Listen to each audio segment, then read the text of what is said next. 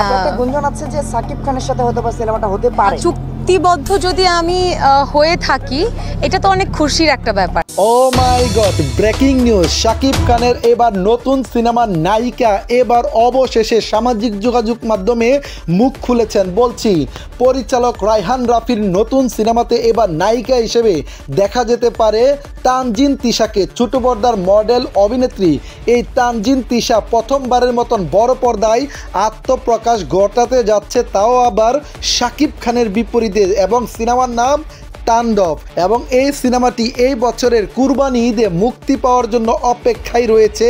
এই বিষয়টি আমরা জানতে পেরেছি। তানজিন তিশা আমাদেরকে জানিয়েছেন শাকিব খানের সাথে কাজ করা মানে ভিন্ন কিছু করা, এবং শাকিব খানের সাথে কাজ করা মানে ভিন্ন ট্র্যাকের একটা সিনেমাতে অভিনয় করা, এবং কমার্শিয়ালি বাণিজ্যিক ধারার একটা চলচ্চিত্রকে কেন্দ্র করে আমি এবং শাকিব খান হাজির হতে যাচ্ছি আগামী কুরবানি ঈদে।